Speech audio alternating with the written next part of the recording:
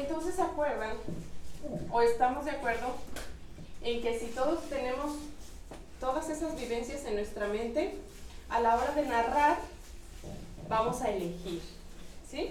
¿Cuáles son esas historias que elegimos? Las más significativas, a las que les damos más significado, ¿sí?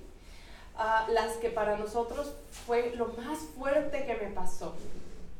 En palabras de los pacientes sería lo más fuerte que me pasó, lo más duro, lo más difícil, lo que me marcó, lo que no puedo olvidar, lo que cómo olvidar ese suceso.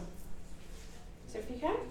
Entonces generalmente esas cosas son las que los definen y las que les dan identidad, que es lo peor. Fíjense, ahorita que estábamos haciendo el ejercicio, hoy yo dije, yo soy Elena y soy empática. Entonces quiere decir que hay una parte de mi personalidad que yo me siento empática. ¿Me doy a entender? Imagínense que lo hubiéramos hecho en otro sentido, les hubiera dicho, piensen en un defecto. ¿Qué tal peligroso? Porque entonces ese defecto habla de esa parte de mi personalidad que me da identidad. Y te lo puedo preguntar, piensa ahorita, piensa en un defecto, en algo que tú digas, ay, como que lo que más trabajo me cuesta es que soy... ¿Aquí está Zaira? Sí. Te voy a usar como ejemplo. Y Zaira, cuando estaba aquí, no sé si todas la escuchaban, pero ella decía, es que yo soy bien mala para los nombres. Es que soy bien mala para los nombres, pero Juan Carlos, Alma, Ana, no sé qué. O sea, yo te conté, te atoraste 2 o 3 veces nada más. Para mí, a alguien que es mala para los nombres, no se atora tan poquitas veces. O sea, hubieras dicho, es que de plano, ¿sí te fijas cómo hubo compañeros que escribieron? ¿Te fijas? O sea, yo no me arriesgo, mejor déjame escribo. Entonces, pero tú repetiste para ti 3 veces. Es que yo soy bien mala para los nombres. Ay, no. Tú, fulanito, Diego, Verónica, ay, no, pero es que yo soy bien mala para los nombres. No es cierto, yo estaba ahí a dos puertas. No, o sea, sí te soplaron, pero no es que, ay, gracias a ellos recordé todos, pues te ayudaron. Pero como le ayudaron a cualquier otro compañero. El caso ahí es que yo pensé, entonces, ¿qué pensará de ella respecto a esto? ¿No será que luego entonces se siente como un poquito insegura cuando se trata de hablar? Y no es soy muy mala para los nombres. No sé si me doy a entender. Entonces, sí, te lo pongo así, como es un ejemplo así como bien light, pero los pacientes llegan así. O sea, es que yo soy bien mala para los nombres. ¿Ah, sí? ¿Por qué? Pues sí, es que soy bien mala para los nombres. Y luego si le hubiera preguntado más, no, es que fíjate que en la escuela, y uy, es que una vez me pasó, y es que, o sea, me justificaría que seguramente es real las veces que se le han olvidado los nombres. No, viene que me encuentran en la calle y yo nunca me acuerdo del nombre. Y yo, lo único que me serviría eso es para decir, con razón, ella piensa que es bien mala para los nombres. Pero a la hora de la práctica, yo digo, como ¿dónde está lo mala para los nombres? Pues yo no sé si ahí es como este ejemplo en donde a lo mejor hay esas verdades normatizadoras o esas verdades que para nosotros es ley, porque aunque lo dijiste de broma, la persona lo vive como una ley. O sea, lo que se sale de eso, ay no, qué raro. O sea, ¿qué pasaría si yo te dijera, no eres mala para los nombres? ¿Qué pasaría? Como que a lo mejor de entrada pudo ser, cuando te lo dije, vi que te reíste, incluso, así como no te creo. Pues digo, yo no te estoy diciendo mentiras, es lo que yo vi aquí. ¿Sí me doy a entender? En cambio diría que es más malo para los nombres aquellos compañeros que se hicieron su acordeón. Esos sí son malos para los nombres. El día de hoy. El día de hoy y en esa dinámica. Y no quiere decir que siempre y que toda la vida se la pasan anotando todo. O sea, como que también como psicólogos, oigan, hay que como encontrar esas mañas. Fíjense, ya tendremos una sesión en donde analizaremos la parte del terapeuta, pero yo tengo que como ir encontrando esas mañas que por ejemplo, una maña que la verdad es que el 95.9% de los psicólogos se presenta es que todo lo quieren psicologizar, todo. Y entonces volteó para abajo, es que está diciendo mentiras. Pues volteó para abajo porque pasó una cucaracha y pues hasta tú, sí me doy a entender, todo lo pasa por el lente de la psicología y todo es material.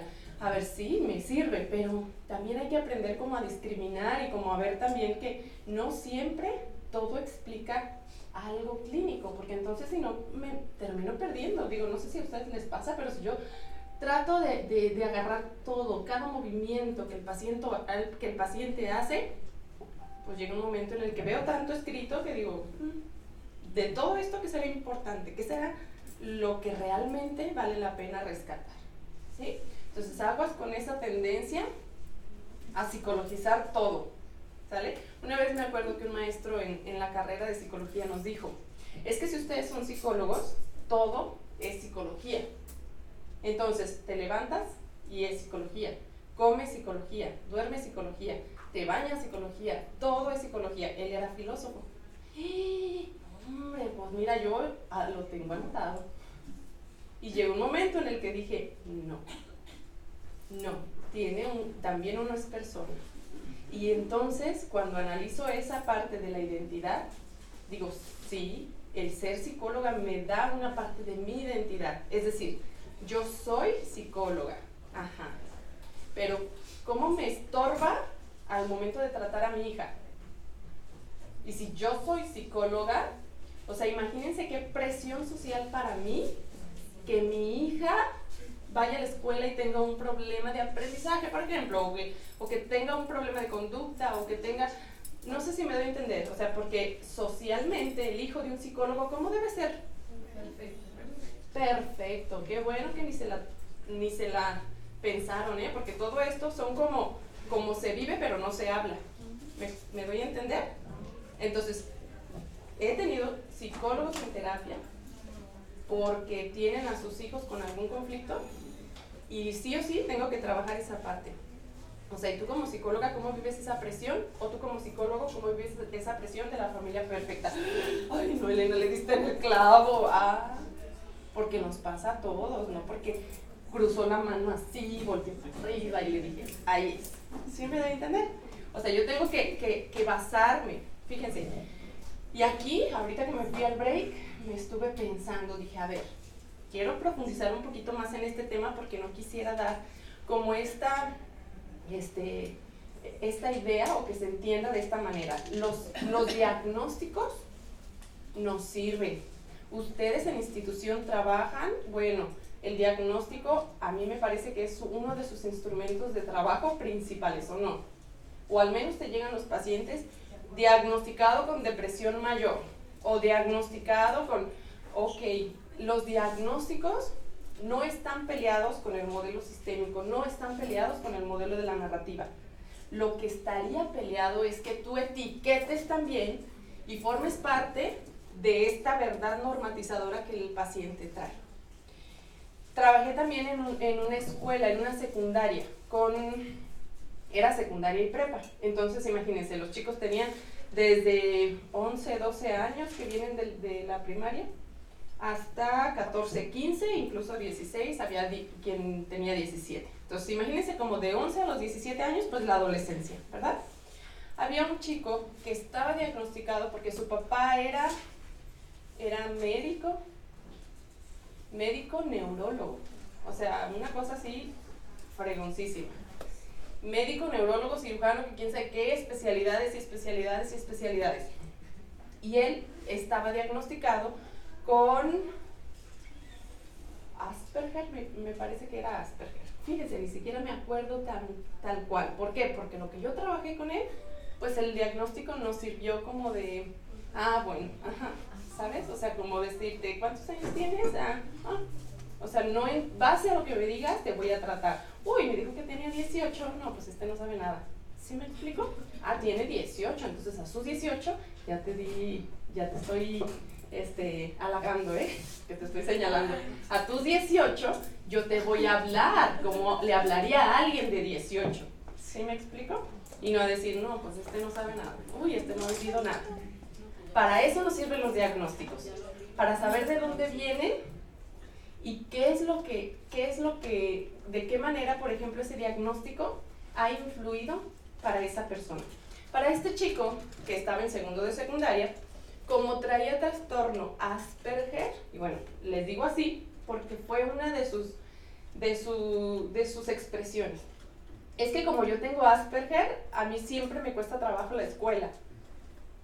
Así llegó, Y me lo mandaron porque pues en la clase no ponía atención. Entonces, a través de la entrevista, a través del análisis de desde cuándo estaba con Asperger, porque aparte estaba medicado. O sea, yo dije, ¿medicado con Asperger? O sea, como que para empezar no me sonó mucho eso. Dije, pues está medicado por... Sí, es que es por la ansiedad, que también tengo trastorno ansioso. Entonces le dije, pues como entonces con el confesionario, primero cuéntame todo lo que tú traes y ya de ahí partimos. Pues traía trastorno Asperger, trastorno ansioso, trastorno de estrés postraumático, porque alguna vez le pasó no sé qué, que de ahí se agarró, hagan de cuenta. Entonces hagan de cuenta que llegó el chico y me dio así como que aquí, este soy yo. Y entonces, ay caray, imagínate, si yo me dejo llevar por eso, pues dejo de verlo a él, pero veo los diagnósticos y lo veo a él en relación a los diagnósticos, ¿sale? Entonces yo empiezo a tomar mis notas, trastorno de Asperger y todo eso ya me está determinando la intervención que voy a hacer con él. Entonces, bueno, este chico a través de esos diagnósticos le daba identidad, o sea, él decía, nunca voy a conocer a alguien, nunca voy a tener novia porque tengo trastorno Asperger. ¿Y cuándo has visto que alguien se casa y tiene trastorno Asperger? Y yo, pues sí he visto, pero digo, no es el punto, pues. ¿Sí me explico? Empezamos a trabajar otros aspectos de su personalidad y en qué cosas él era bueno y en qué cosas era... Porque bueno, antes de saber que los que están diagnosticados con trastorno Asperger tienen un área de su interés que es como la más fuerte. O sea, que si su área es la música, son unos expertos en música.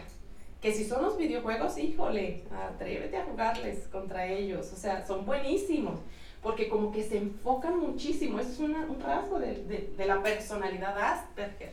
¿Me explico? Entonces, bueno, si yo tomo en cuenta esto, el diagnóstico a mí me sirve como para, entonces este chico tiene que haber algo de su interés que le encante. Pues, ¿y qué te gusta, oye? No, pues ya en la plática salió que le gustaban los videojuegos. Y yo, no, qué padre, ¿y qué videojuegos? Pues ya me estuvo diciendo los nombres y bueno, inmediatamente se le cambió la cara y entonces se puso pero las pilas. Fíjense que el trabajo con este chico fue interesante porque fue como reorientar su interés a la parte del, ¿cómo les quiero decir? Como de lo educativo, que fuera de manera interesante para él.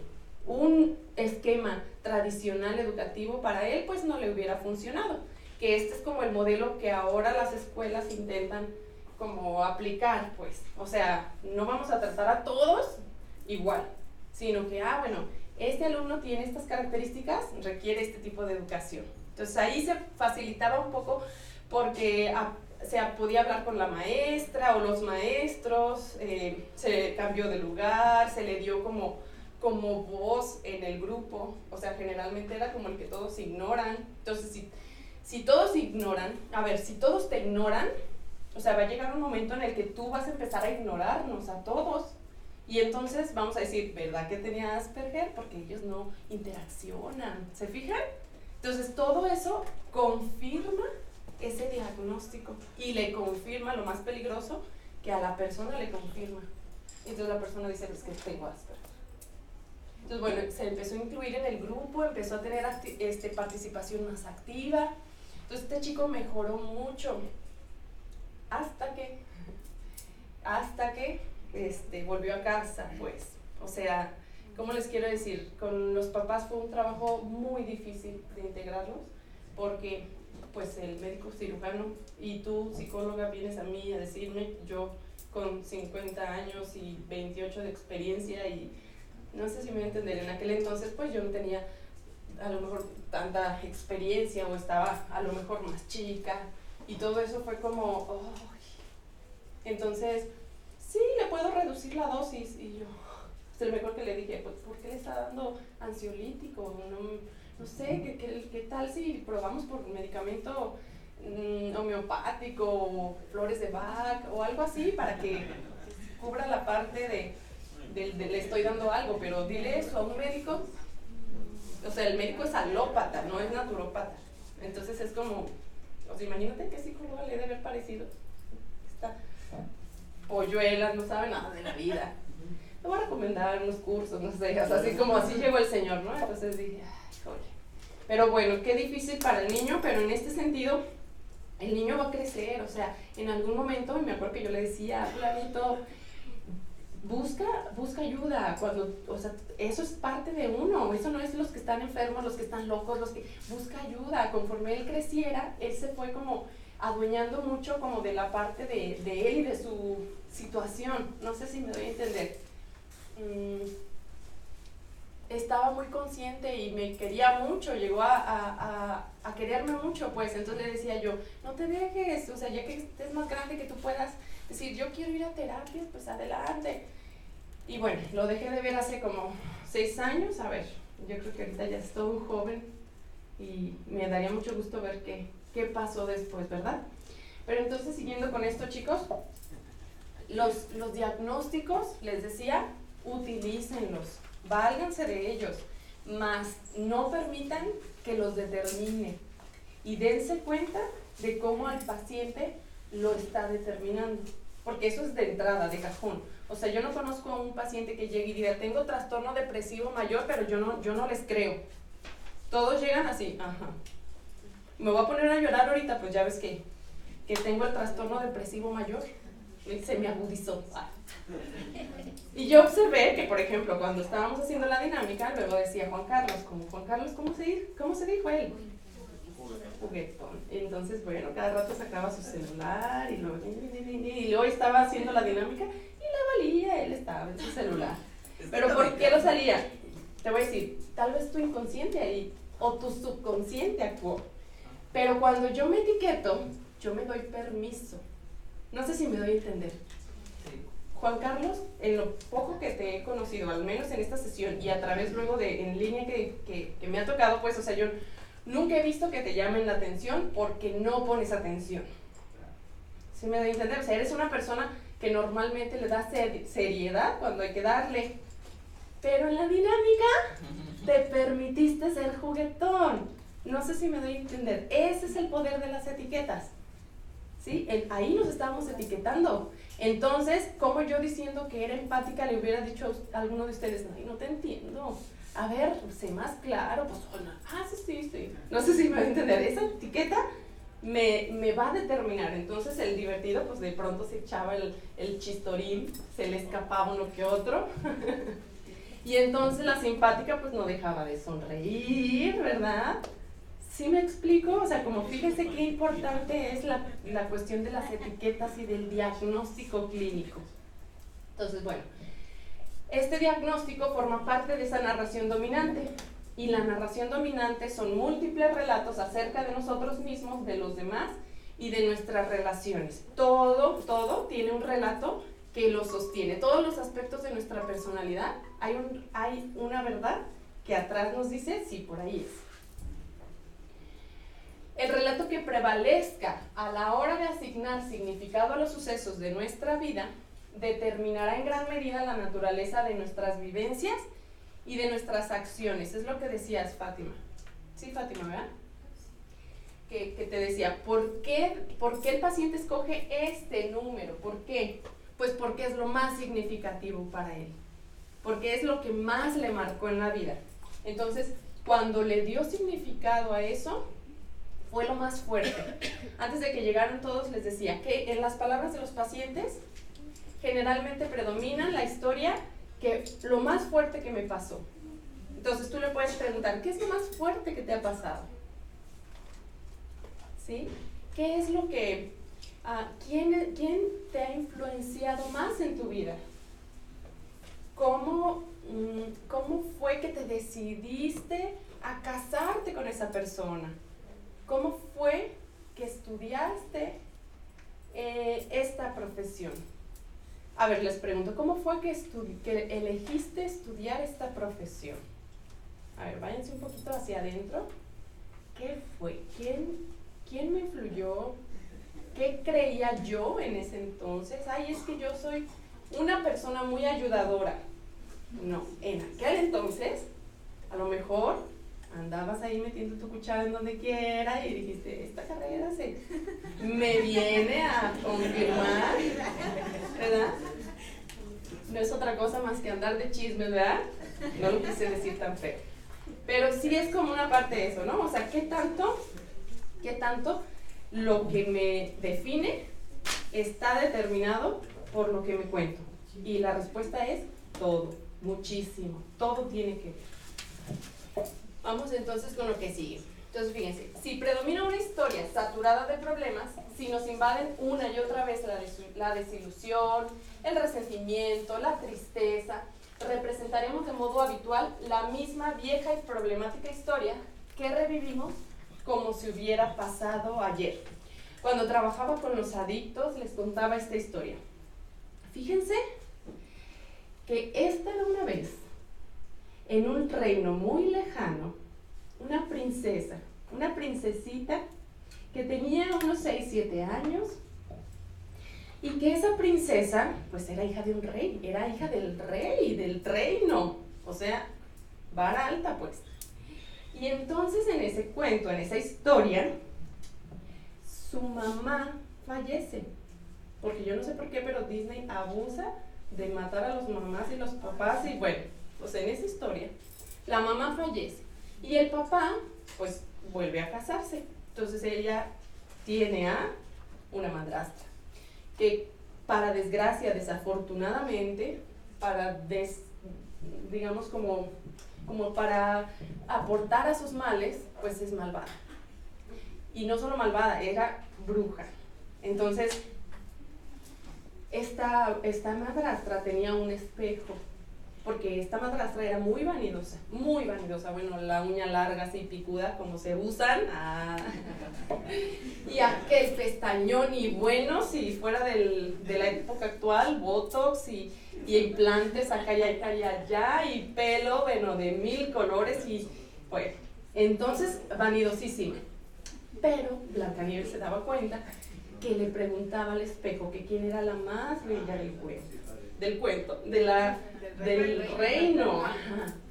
Y notaba pues que el espejo siempre invariablemente le decía, eres tú. No, hombre, pues entonces ella, bueno, pues si se le había despintado la puntita de la uña, pues se daba el retoque, ¿verdad? Entonces estaba la mujer, Catrina, como dicen en mi tierra. Y entonces, no solo eso, bueno, con Blancanieves, así se llamaba la niña,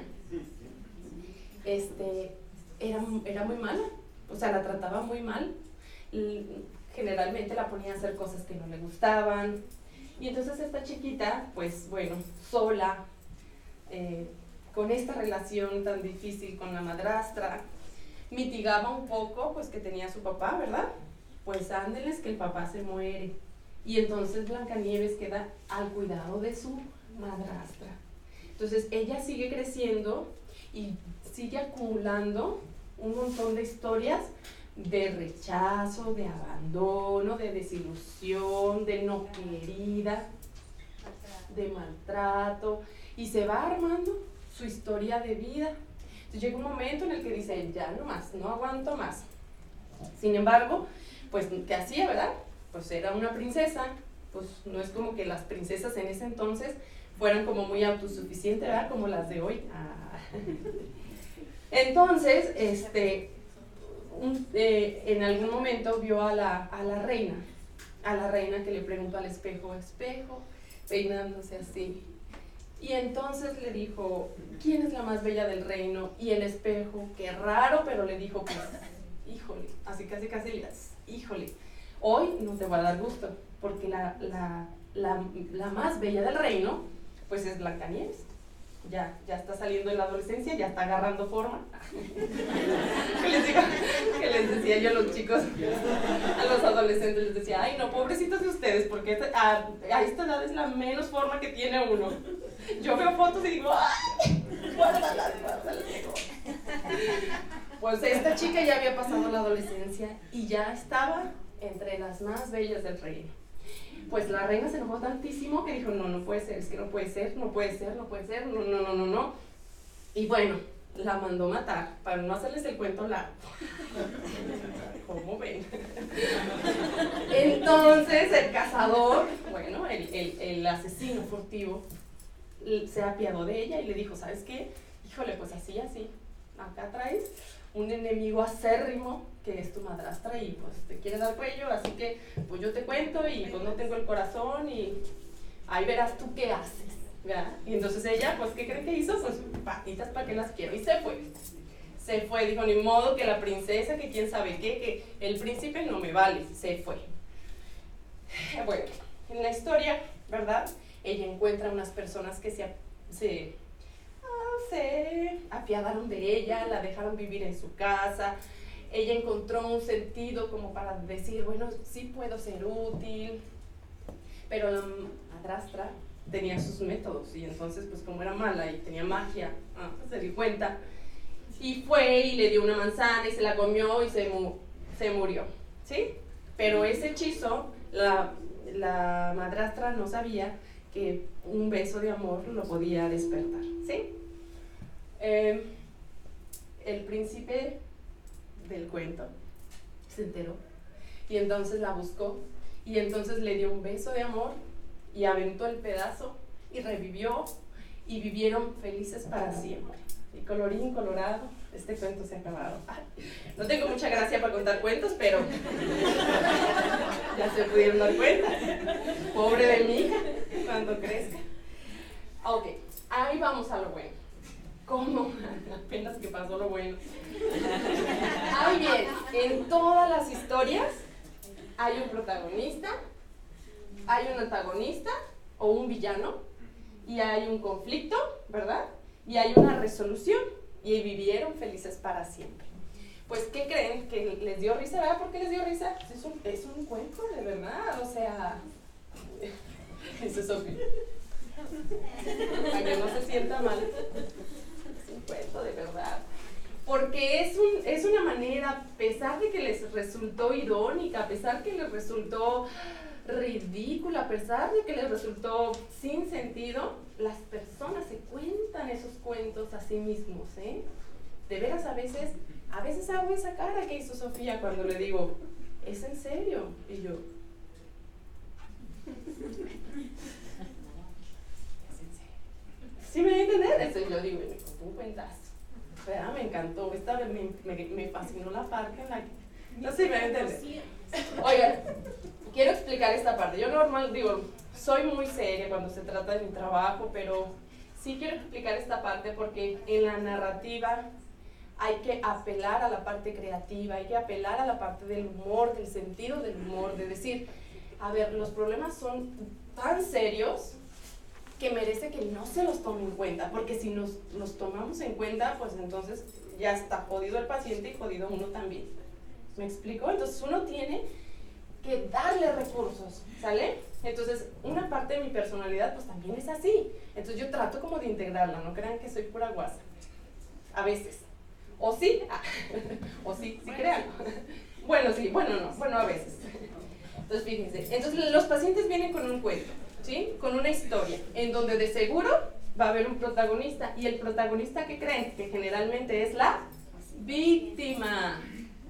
La pobre víctima, que todo le pasa, que todos le hacen, que se ensañan con ella, que no sé si me da a entender, pobre, o sea, yo voy y les doy un abrazo, sí, a veces, o sea, sí, de veras que sí te creo, o sea, y de verdad que no es en broma, de verdad que no me estoy burlando de ellos, es la parte del decir, híjole, o sea, ve qué grado se siente víctima. Y bueno, víctimas, abuso sexual, violencia, ajá. Ahí entonces está la parte de la víctima, ¿sí? Sin embargo, ¿cómo vas a ayudarlos a que ese protagonismo, porque fíjense, en este cuento hay una víctima. ¿Quién es esa víctima? Pobre. Blancanieves. En todo cuento hay un antagonista o un villano. ¿Quién es ese villano? La madrastra malvada. Y luego, aquí me faltó, pero en todo cuento hay un héroe. ¿Sí se fijan que hay un héroe siempre? ¿Y quién es el héroe en esta historia? El príncipe que la rescató. ¿Sí? Los enanos, bueno, pero de entrada esos pueden ser la historia alternativa que la vamos a integrar.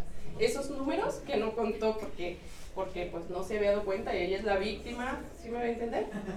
Entonces, bueno, fíjense cómo nosotros tenemos que ayudar a esas personas que se creen en esos cuentos, las víctimas, y que en esos cuentos ven a esos villanos, a sentirse héroes de su propia historia.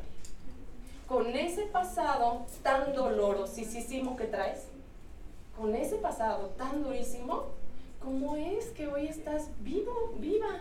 O sea, toda una vida de maltratos, toda una vida de golpes, de maltrato psicológico, de vejaciones, ¿cómo es que sigues vivo?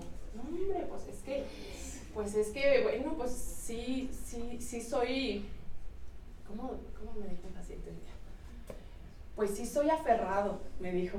Sí soy aferrado. Ándale, pues de ahí soy. No sé si me va a entender. Pues entonces ese aferramiento, esa capacidad de ser aferrado, pues es la que te va a ayudar a salir adelante. Y entonces, si se fijan ustedes, las personas que son los fundadores, ¿quieren aportar algo, chicas? No. Las personas que son los fundadores de las grandes asociaciones o de las grandes causas sociales, fíjense, alguien que funda una fundación, válgame la redundancia, para la lucha contra el cáncer, generalmente fue alguien que tuvo cáncer, o que la mamá, o que estuvo metida en la lucha del cáncer. Alguien que tiene una fundación para ayudar a las personas con SIDA, pues igual. ¿Se fijan? Los niños maltratados, las personas abusadas, pues porque esa historia le dan otro giro y otro desenlace. ¿Me explico? Eso es lo que como terapeutas tenemos que ayudar a hacer a los pacientes. No vamos a descalificar esa historia, no les queremos lavar el coco, Porque luego un alumno me decía, eso es como lavar el coco. Decía, bueno, pues si lo ves así, a lo mejor tiene una parte pero no es así. O decía una paciente, dice mi esposo que ya vengo para que me laves el coco. ¿Y quieres que empecemos con el blanqueador o con el pinol? Fíjense nada más. Entonces, qué importante es que nosotros entendamos cómo está funcionando el pensamiento de la persona, ¿sí? Si esta persona, y ahí volvemos a los diagnósticos, hay un apartado, o hay veces que hay personas que diagnostican el tipo de pensamiento. ¿Qué tipo de pensamiento puede haber? A ver, díganme. De un expediente. Tipo de pensamiento concreto, abstracto, divagante, lógico, kinestésico. Muy bien. ¿Se fijan? Entonces, con eso a mí me va a saber cómo tiene ese pensamiento, cómo funciona el cerebro, su manera de procesar la información, y puedo meterme dentro de eso. Si yo trabajo con una persona que su pensamiento es concreto y le empiezo a hablar de términos y le empiezo a hablar de teorías muy abstractas, lo más seguro es que pierda su interés y me mande a las cocas, ¿sí? O sea, no me va a hacer caso, pues. Y entonces, si yo identifico, fíjense otra cosa, si yo identifico que el paciente tiene un pensamiento muy abstracto, pero yo, terapeuta, no soy tan abstracta, pues como para qué me meto a eso. No sé si me voy a entender, porque hacer eso, chicos, es como cuando un adulto quiere entrar como en comunicación con un chavo, ¿y qué tal? ¿Cómo se ve? Ridículo. Entonces por eso dicen chavo ruco. ¿Qué onda, chavos? Y luego dicen los los alumnos, ¿quién dice eso ahora? En la vida, ¿cuándo lo has oído? Eso decían en su tiempo. Bueno, descontextualizar. Si yo quiero hablarle a alguien que es muy estudiado, pues digo, a lo mejor yo no tengo que ser igual de estudiado, pero tampoco me tengo que... Sí, yo entiendo perfectamente de todos esos términos, porque me va a agarrar en curva y va a decir, esta psicóloga como que no entiende nada. ¿Me explico? Pues me centro en otras cosas. Alguien con un pensamiento muy concreto, pues le pongo muchos ejemplos, o le pregunto como preguntas cortas, así, no, o le doy opciones, o sea, no intento que haga grandes abstracciones. Oye, ¿cómo te sientes? Ay, pues no sé, bien. Ah, bueno, pues, a ver, pero bien, ¿qué? Hoy como decía vos con la mañana, ¿verdad? Pero ¿a gusto qué? A ver, ¿a gusto cómo? ¿Sí? Explícame, o sea, búscale. ¿Sí me doy a entender? Igual, a lo mejor alguien que se divaga mucho, ¿no? Pues es que... Oye, como en una palabra, ¿cómo me dirías que te sientes hoy? Así, cortar el choro, ¿sí me entiendes? Como...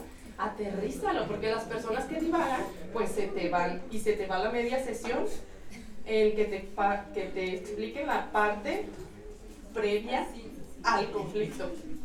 O sea, yo decía, ¿y qué te trajo aquí? No, pues ahí, a eso voy, doctora, a eso voy. No, y es que el otro día, por eso me dijo mi vecina y yo, oye, disculpe, pero ¿cuál es la razón por la que está aquí? A eso, ya me lo llego. Oh.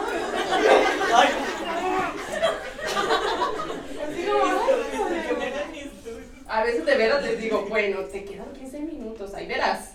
Tienes que darme chance a mí de poder hacer intervenciones, porque para escuchar cualquiera, ¿sí? O sea, salte a la vuelta y dile a alguien que te escuche y ya te escucho. La terapia es mucho más que eso. No, hombre, le cortan al chorro así. Y entonces rápido, ¿sí me debe entender? Como esa parte comprenderla. Ok. La persona, la vivencia de la infancia o de los primeros años del matrimonio. Todo esto nos puede ayudar como a ir buscando esos relatos dominantes, ¿sí? ¿Qué es lo más fuerte que te ha pasado? Les decía hace rato. ¿Cuál es la vivencia de tu infancia más fuerte que te ha pasado? ¿Cómo fueron esos primeros años del matrimonio? ¿Cómo fue, por ejemplo, para las mujeres que a veces están con mucho resentimiento con el esposo? ¿Cómo fue los momentos en los que tuviste a tu hijo?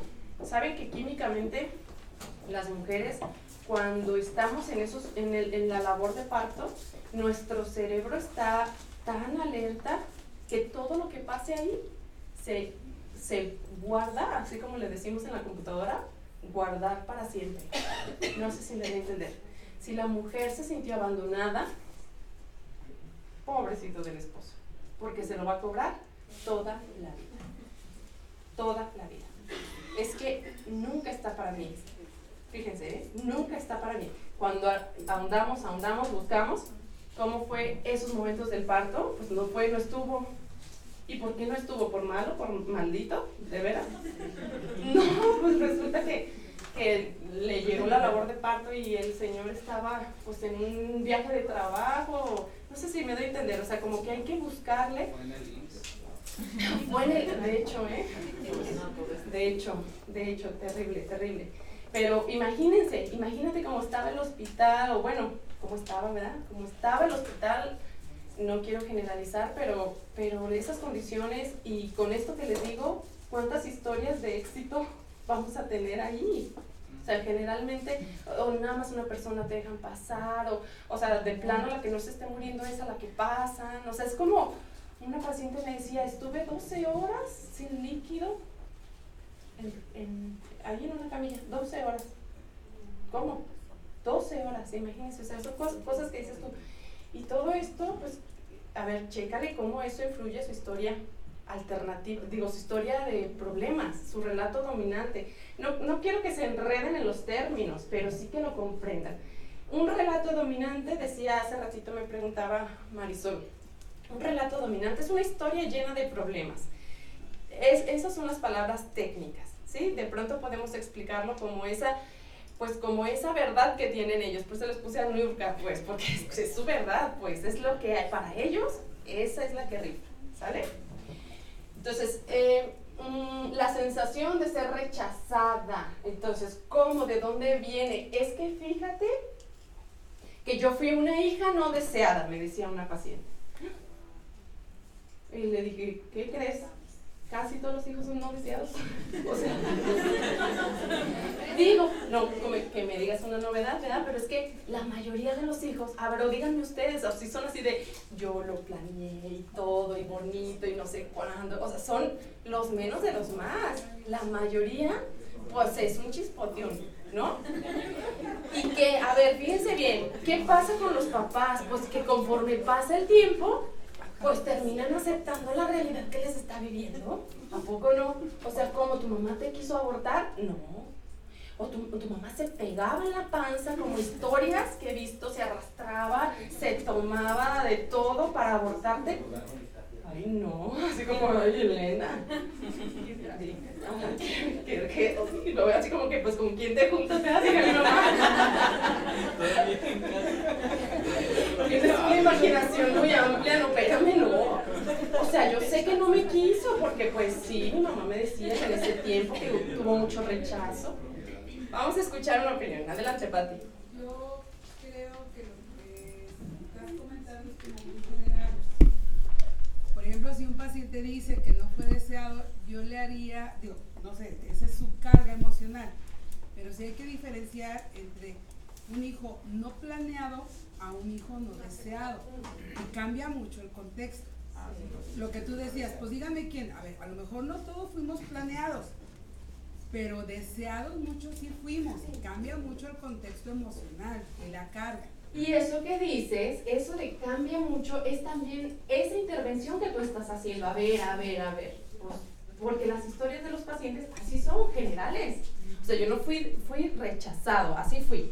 Cuando tú le dices a la persona, a ver, es diferente no ser amado, no ser querido, o no ser planeado, es diferente, ya le haces, pues haz de cuenta que así le estaba haciendo yo a mi paciente. ¿Cómo? O sea, tu mamá de tiro, ¿sabes? Pues no. Entonces, ¿en dónde? O sea, ¿qué te basas que fuiste no deseada? Pues es que me platica que mi papá la rechazaba mucho y entonces ella... Fuimos delimitando esa parte que dices tú y entonces entendimos de dónde venía esa historia de rechazo que ella traía y que ahora portaba o formaba parte de su identidad. Pero eso que tú estás diciendo hay que remarcarlo como una creencia, ¿sabes? O sea, es una creencia que el paciente trae. Cuando tú lo reestructuras en la narrativa y tú le haces esa diferenciación, empieza a caer, a darse cuenta que hay matices, que no son de color, que puede ir matizando y que hay cosas que son creencias y que no es la realidad. Y esas creencias es el modelo cognitivo-conductual, ¿manejas? En narrativa es el discurso dominante, es el relato lleno, saturado de problemas, ¿sí? Y esas, como dijiste, matices son las historias alternativas en narrativa, ¿sale? Fíjense cómo es lo mismo, pero se llama diferente, pero se trabaja también de manera diferente. Estas técnicas de cognitivo son técnicas, fíjense, o sea, es como decir, ándale, o sea, estas ya las tengo, vamos a integrar estas otras, van muy de la mano, se parecen, no es lo mismo, ¿sí? Ahorita vamos a ir viendo cómo se diferencian. Sin embargo, quiero que vean como estos ejemplos que generalmente nos pueden llevar a llegar como a ese relato que las personas traen. La persona que se siente no visto, el que se siente no visto. O sea, y entonces hay un paciente que dice, es que yo generalmente me ignoran. Y yo, ay, alguien habló. Como que oí un zumbido. Como el chiste, ¿verdad? No. Pero ese paciente que se siente no visto, por eso tenía paciente, ¿no lo viste allá afuera? No, es que me da ruido. No, pues como esta psicóloga no me toma en cuenta, ¿verdad? No, por supuesto que no le voy a hacer esa broma, ¿sí? Se los cuento, ustedes.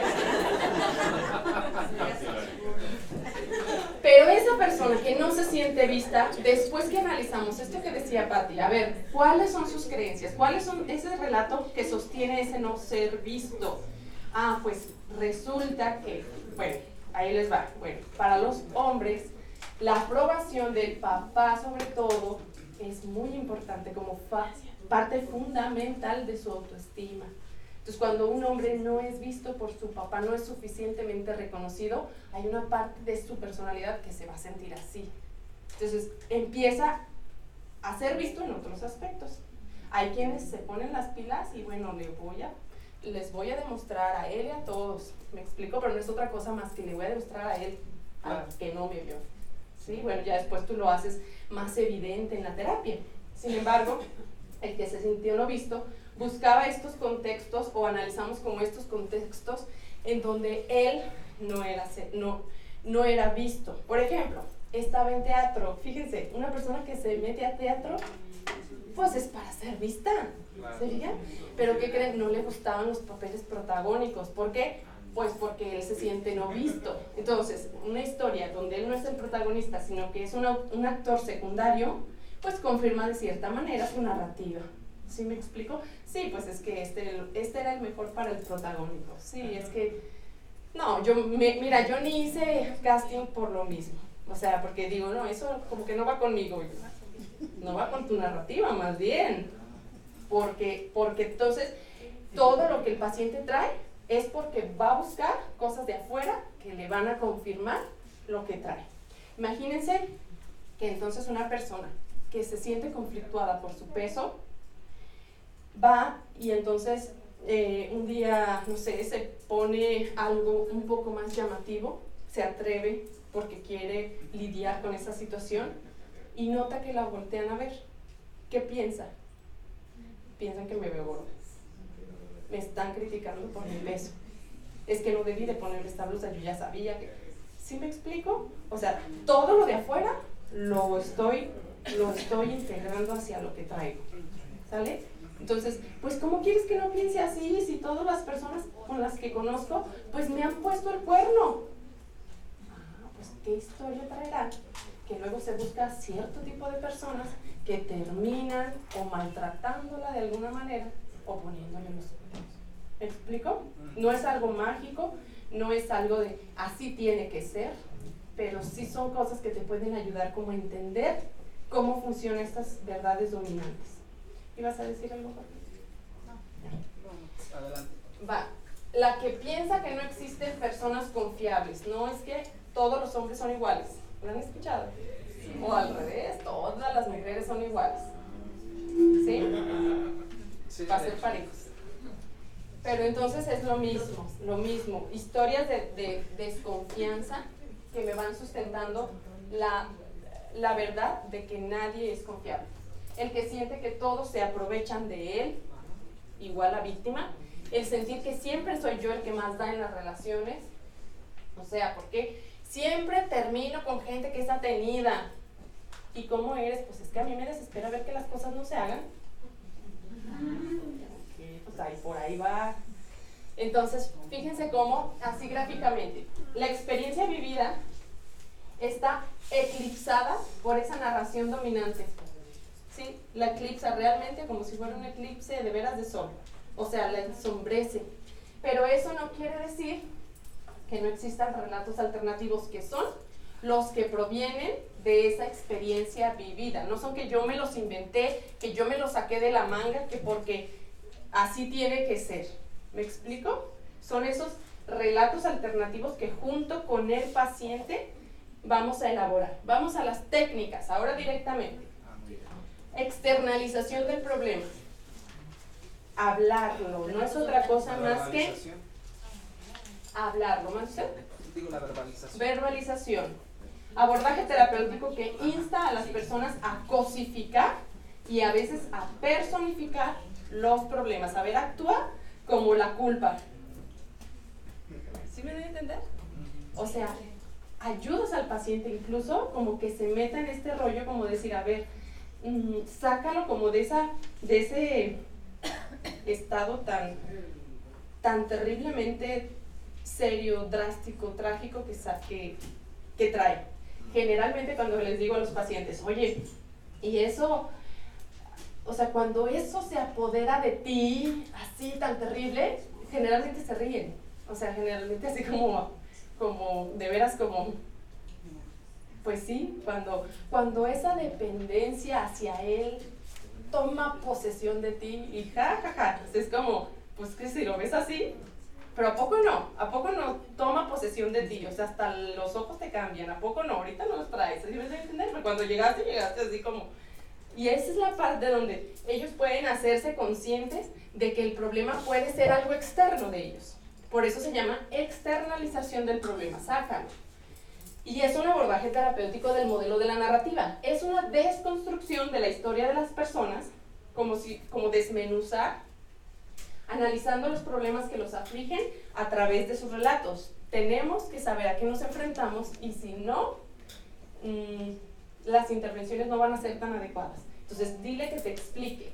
Fíjense cómo, y aquí retomo como todas esas preguntas de Milán, ¿se fijan? Como que un chorro de decir, ¿y quién ve más problema? ¿Y por qué para ti? ¿Y por qué para él? ¿Y por qué? ¿Cómo ve él la relación de él? O sea, como que tanto, vas a como identificar tú las que son más útiles, las que van más con tu estilo terapéutico, pero es importante que tú saques información, saques información. Entre más información saques, más rango de poder te van a dar a ti como terapeuta, como los abogados. O sea, mejor no digas nada porque hables lo que hables, puede ser usado en tu contra. Pues es igual acá, ¿sí? O sea, me va a servir a mí como terapeuta para utilizarlo a la hora de intervenir. Entonces, incluso, fíjense, yo soy mucho de utilizar el lenguaje que el paciente dijo. O sea, para mí, a lo mejor yo lo veo así, pero ella lo dijo, que se sentía como fuera de sí. Entonces yo le digo, oye, como cuando tú te sientes así fuera de ti, ¿sí? Y le hago así como le hizo ella.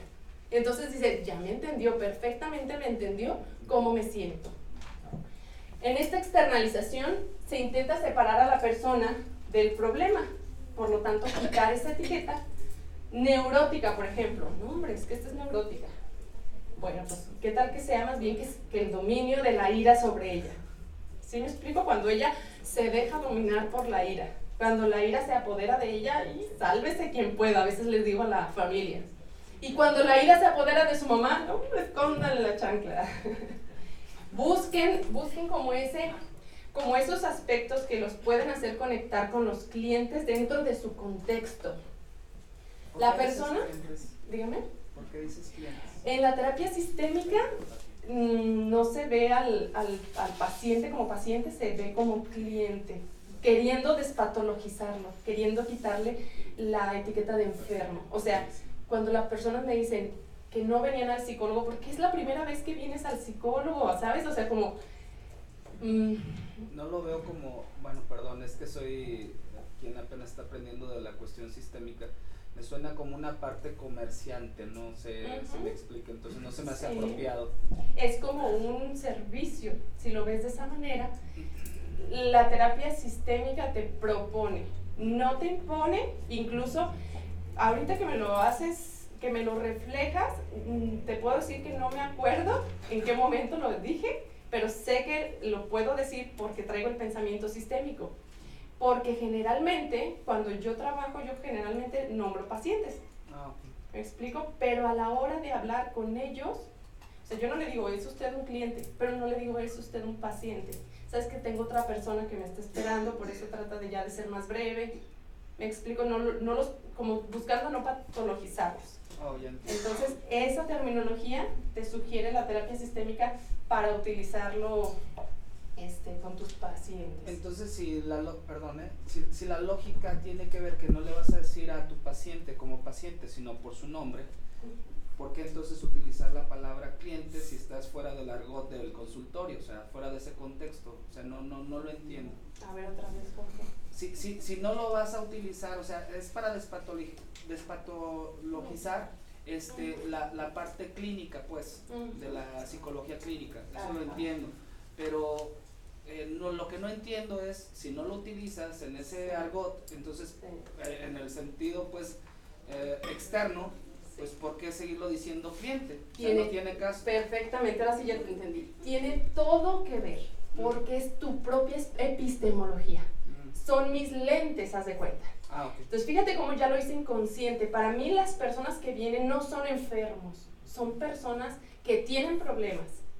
Y esa parte, para mí, conmigo y con mis alumnos y con tras bambalinas, es cliente. Es la persona que, es una manera de decir, no lo veo como enfermo. ¿Me explico? Es parte de mi epistemología. Por eso yo creo que sin querer ya se me sale, pero no es otra cosa más que eso. ¿Sale? Pero a la hora de la práctica en la institución, pues claro, es normal que vas a usar el término paciente y no pasa nada. No pasa absolutamente nada. No pasa absolutamente nada que los diagnostiquen. No pasa absolutamente nada. Pero acuérdate, usa eso a tu favor y para entender cómo ese diagnóstico está influenciando para esa historia de problemas que ellos traen. ¿Me di a entender? Sí, ¿Un poco ya, más gracias. claro? Sí, gracias. Entonces fíjense cómo el problema está fuera de la persona. La persona no es el problema. El problema... ¿Quieren compartir algo? Está bien, siéntanse libres. No, es que estábamos comentando del DIF donde trabajamos. Ajá. Es verdad lo que le dice la recepcionista, cuando llegan a VR, a rehabilitación, a psicología, a nutrición, dice, ya llegó tu paciente. Sí. Nos informa, ya llegó tu paciente. Eso está perfecto. Y por eso, miren, por eso no platiquen, porque ahorita les estoy explicando esa parte. Paciente, siempre en institución, va a seguir siendo el paciente. O sea, imagínense que después de esto, es que ya entendí lo que dijo Elena, y llegas a tu lugar de trabajo y de hoy en adelante, todos van a ser mis clientes, van a decir, ¿qué les estarán dando a estos? Les están metiendo ideas raras. Los pacientes van a seguir siendo pacientes. Lo que va a cambiar es tu visión. O sea, sí es un paciente porque también él se siente como paciente. Pero entonces tú empiezas a despatologizarlo desde acá. ¿Me explico? Y empiezas a externar el problema. O sea que entonces, desde que la depresión llegó a tu vida, o sea, la depresión, quién sabe dónde está, pero no eres tú. O sea, no llega el depresivo, no llega la depresiva. Llega la depresión a tu vida y te hizo estragos de tal manera que te hizo perder a tu familia, te hizo, ¿me explico? Con la parte de la adicción funciona mucho esto, fíjense, porque sacas a la adicción de la persona. La persona generalmente se vive como un adicto. Pues ya ve, doctora, cómo somos todos los adictos, bien manipuladores. Y yo, dale. O sea, como ya de a tiro creyéndosela, pues. A ver, desde que la adicción te hizo a veces ser manipulador, o sea, ya estoy diciendo, ni eres manipulador, ni eres un adicto, ni siempre, ¿sí? ¿En qué circunstancias la adicción te hace ser manipulador? Vas focalizando, ¿sí? Imagínense que yo les digo, oigan, alumnos, fíjense que voy a ir a un viaje, voy a salir de viaje, ¿qué tal padre? Lo digo porque yo creo que es un deseo que quisiera. Oigan, fíjense que voy a ir de viaje y luego me preguntan, ¿a dónde, maestra? ¿Dónde se va a ir? Fíjate que no sé, pues a un lugar del mundo. Pues, está bien, ¿verdad? Pues, o no se ha decidido, o qué onda, ¿verdad? Para que yo este viaje lo lograra, tengo que decir, a ver, para empezar, ¿quiero salir de la ciudad? Esa sería la primera pregunta. ¿Qué tanto presupuesto tengo? ¿Qué lugares me gustaría conocer? O sea, ir delimitando. ¿Y qué tal que yo les llego y les digo, oigan, ¿cómo ven que ya me voy a ir a Vallarta? Me voy viernes, sábado y domingo, por eso el próximo diplomado, pues no, voy a salir antes, o no sé, sí me doy a entender como algo delimitado. Entonces ustedes ya lo ven como una realidad, ¿sí? Entonces la persona llega generalmente como algo así de estoy mal y ya mi vida no tiene sentido. A ver, ¿en qué? ¿Cómo? ¿Dónde? ¿En qué circunstancias? No siempre. ¿Cuándo sí, cuándo no? Y todo eso son esas preguntas que te van a ayudar a delimitar, ¿sale? Luego viene esta parte, se habla de que la persona está dominada por el problema, la persona no es el problema.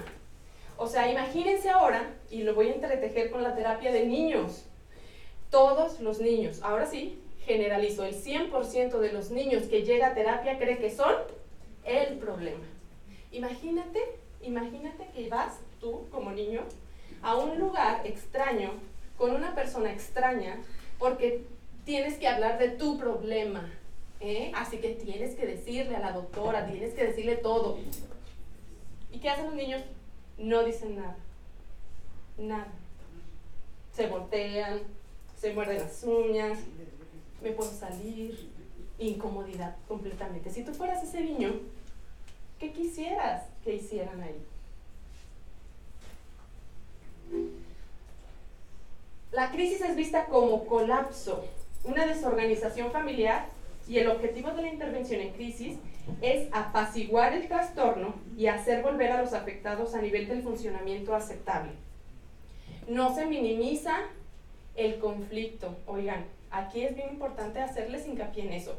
Ni minimizamos el conflicto, ni le restamos importancia ni seriedad. Todos los conflictos son importantes y son serios para el paciente. Para el terapeuta tiene que aprender a dominar estas técnicas, porque si no te subes a su tren de la desgracia. Y entonces, acuérdense que lo que les decía hace rato, sí es cierto, es que cuando alguien llega y me cuenta una historia de abuso, o sea, yo como ahí, ¿cómo? ¿Me explico? O sea es como, me invade el dolor y la tristeza que la persona está sintiendo. Pero si yo me quedo ahí, no, pues pobre del otro, ¿me explico? Porque pues no le voy a ayudar. Entonces esa es como la parte donde tienes que tener como esa, no me gusta el término objetividad, porque las personas no podemos ser objetivas. Puedo ser, siempre mis lentes me van a acompañar, pero ¿cómo dijo alguien? Sensibilidad para poder decir, me acerco, pero no me fundo contigo, ¿sí? Como los armadillos, antes de que nos piquemos, pues estamos juntos. Una metáfora.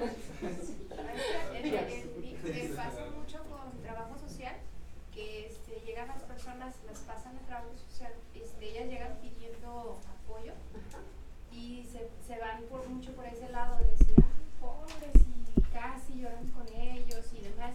Mándalo a psicología porque viene en crisis.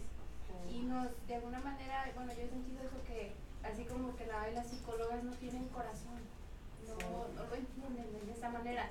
Y entonces, como no los entendemos, ya no nos toman en cuenta en ese sentido de decir, no quieren apoyar, es que no quieren ayudar, es que no entienden al paciente. O que fría. ¿Cómo lo despachó tan rápido? Ajá. O sea, no.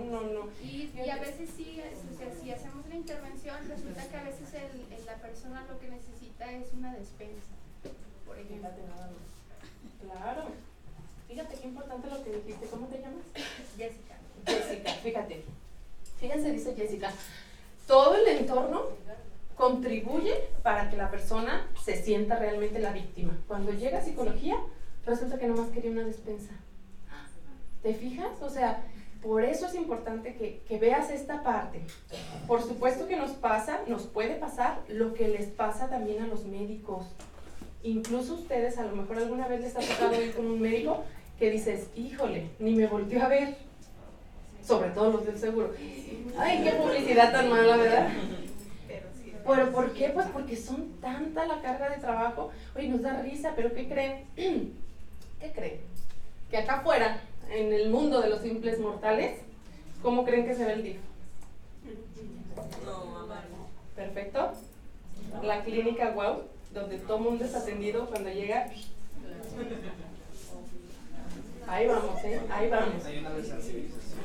Totalmente. Entonces, por supuesto, fíjate bien, si yo trabajo con casos de violencia y de abuso, que son, como podríamos decir, los más fuertes, vamos pensándolo así, si yo trabajo siempre con casos de abuso, o sea, por supuesto que me tengo que desensibilizar, ¿me explico? Porque si no, pues me atropella cada caso y no puedo tener como esa claridad. Pero es diferente a, vamos tratando como de, a ver, fíjate, ¿cómo dijo Pati? Sensibilización, pero a la vez, ayúdenme a encontrar esa palabra. Yo me tengo que sensibilizar lo suficiente con el paciente para entenderlo y que no se sienta que no fue entendido, que llegó a un consultorio médico frío, porque aparte los consultorios así son. En terapia sistémica se aconseja que sean más tipo sala, un poco menos escritorio, yo detrás de él, ajá, dígame tu expediente. Es como, ¿sabes? Como siéntate, aquí yo me siento, a veces se escribe, a veces no se escribe, o sea, un poco más informal, sin llegar a ser poco profesional, porque cuando el terapeuta domina las técnicas, cada vez se hace menos necesario que tomes todo santo y seña de lo que dice el paciente. Pero, ¿cómo evitar esa parte? O sea, necesito sensibilizarme lo suficiente como para que la persona que llegue se sienta tratada como persona, pero a la vez no me tengo yo que subir como a o dejar arrastrar por todos los conflictos. Ese es uno de los retos que tienen como terapeutas. ¿Cómo se hace? Como si les dijera cómo se hace el caldo de pollo. Esto. El sazón se lo das tú. ¿Sí? Por cierto, el caldo de pollo. El sazón, el estilo personal se lo das tú. De pronto a mí me cuesta, yo no soy tan empático, yo yo como que no me siento con tanta paciencia, me cuesta trabajo, y luego si llego y ya es mi sexto paciente del día, y ay, híjole, o sea, ya estoy cansada, ya no he comido, me siento acalorada, y entonces llega la otra persona y yo así, la vena de aquí, ¿verdad? El ojo Remy, dicen ahí, dígame. O sea, ¿cómo? Imagínense, adelante. El doctor Juan Enrique y la maestra Verónica del CEMEFO nos decían en esos casos que nuestro trabajo era encontrar la verdad. Ahí en ese sentido, en los casos de abuso sexual y otros más relativos a crímenes y obviamente que eran derivados por fiscalía, y acá recientemente en DIF, era lo que nos señalaban. Nuestro trabajo es encontrar la verdad, no pero en el sentido de la justicia, sino en el sentido pues de la verdad como tal.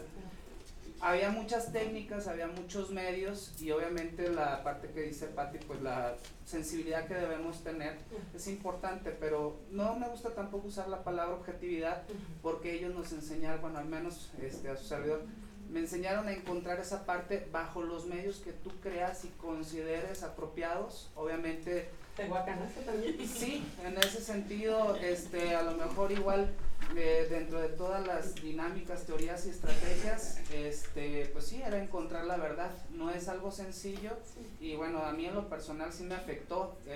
Gracias a Laura, compañera, me dijo algo muy importante cuando yo ya estaba muy desensibilizado. Me dijo, pues qué bueno que te sientas así, porque sigues siendo sensible y un ser humano. Entonces no es fácil atender esos casos, pero sí a sopesa de ello, pues es encontrar la verdad, y esos maestros me enseñaron esa parte.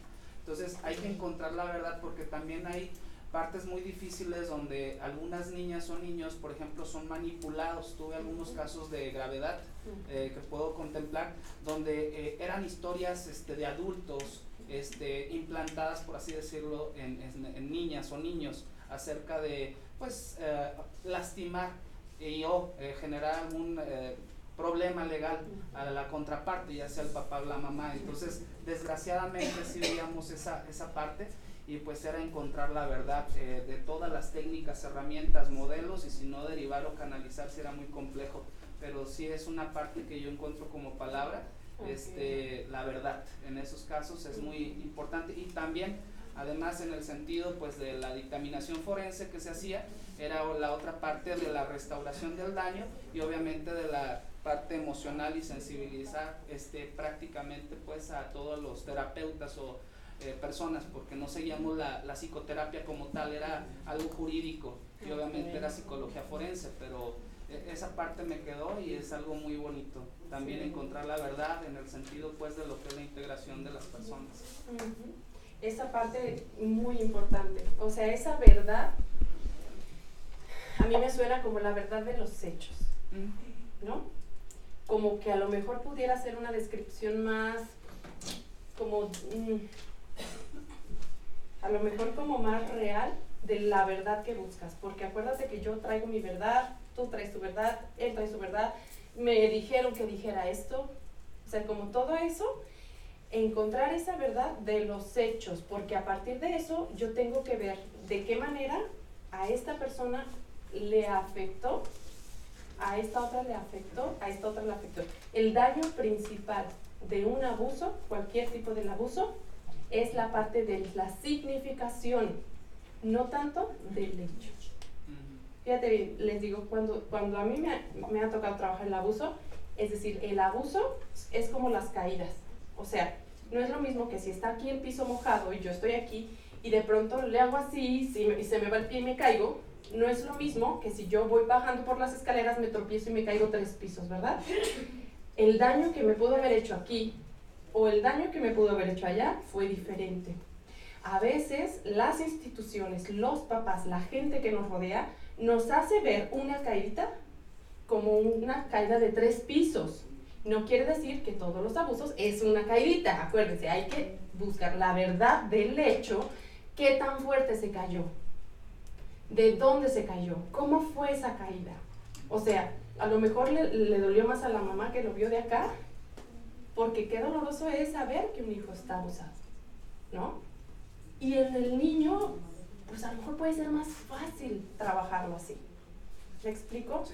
Pero muchas veces abonamos como a esta significación. Fíjate cómo, Jorge, es ponerle atención, porque eso ustedes ya lo hacen, pero es ponle atención a la parte del significado que la persona le está dando a esa tragedia que le pasó.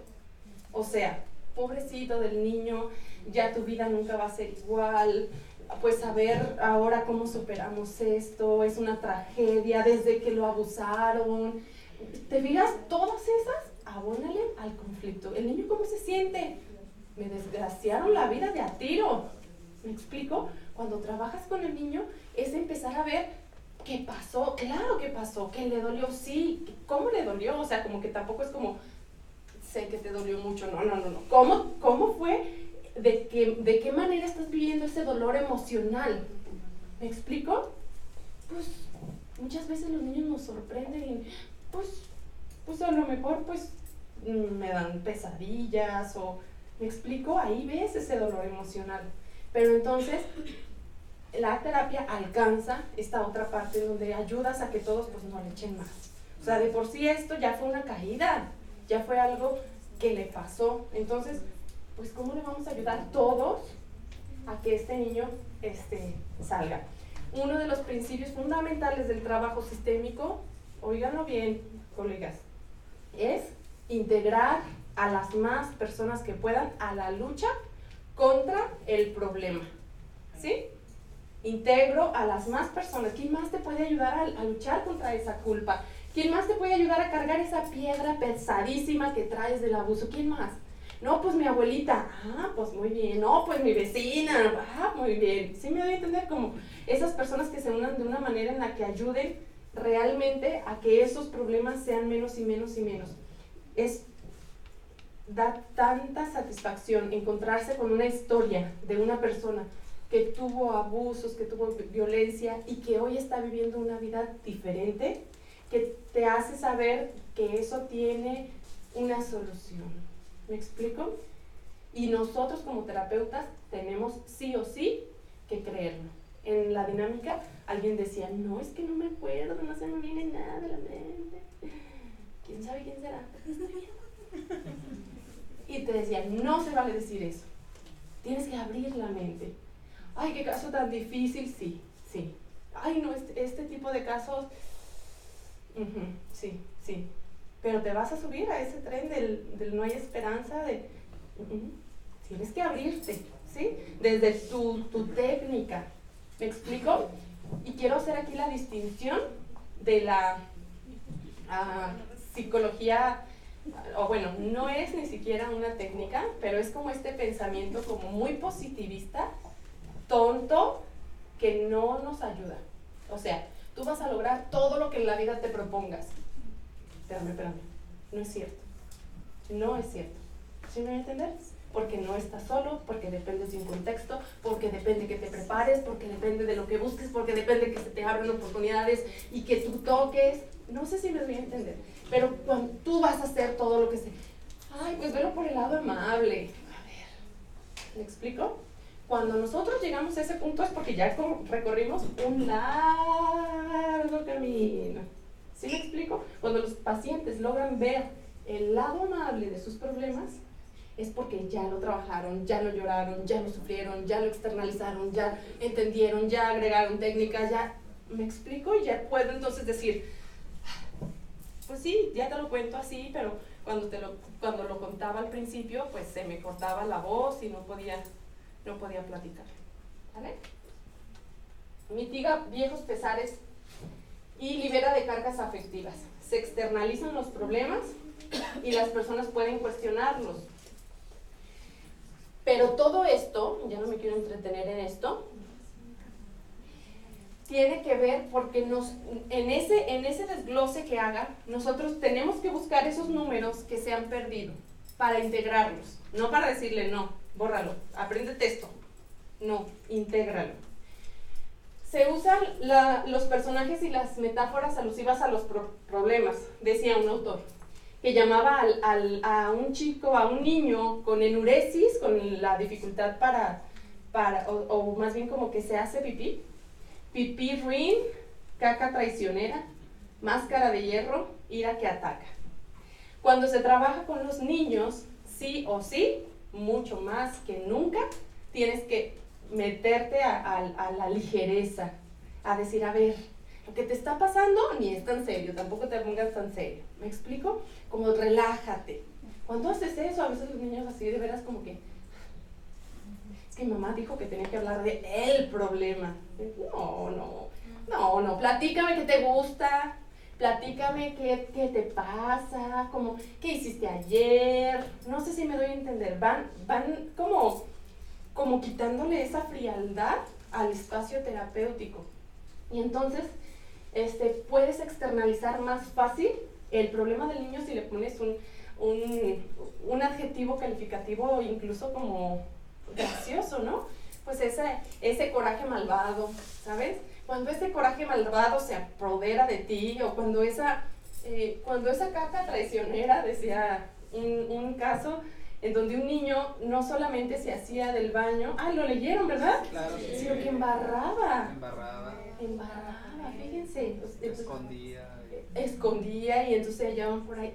Bueno, pues entonces vamos a tratar como de externalizarlo. Entonces no es que seas un cochino, no es que tú no sepas cómo, ¿sí? No has sabido hasta ahora controlar esa caca traicionera. Pero vamos a encontrar la forma y todos vamos a colaborar. Ese tendría que ser como el mensaje que todo niño se tendría que llevar de esa primera sesión. ¿Sí? O sea, no te preocupes tanto, vamos a estar contigo pues en esto. Como en ese ejemplo también el que le haya puesto esa etiqueta, ¿no? al problema, les dio calma a la familia y le dio calma a los papás y dejaron de ver como el niño con el problema, o sea, empezaron a ver como que había un problema externo, que era la caca, que era lo que estaba ocasionando todo esto. Entonces ayudó como al... ¿Y cómo afecta la caca traicionera al papá? ¿Y cómo afecta a la mamá? ¿Y cómo afecta la relación de la familia, la armonía? ¿Cómo le hacen, o sea, con este problema? ¿Sí me doy a entender? ¿Y el niño qué hace para combatir esa caca traicionera? Pues entonces lo empoderas y lo haces como formar parte de esa lucha, en vez de decir, estoy mal, todo está mal en mí, yo soy el problema, yo tengo el problema. Y el uso de documentos que acreditan nuevas actitudes, nuevos relatos, certificado de concentración, de huida de las rabietas, de huida de la culpa, huida del sufrimiento, de victoria sobre los malos hábitos, diploma de conocimientos especiales.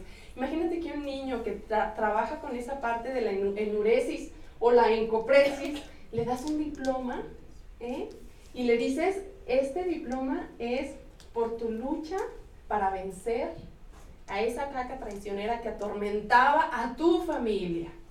¿Me explico? No, hombre, lo enmarca.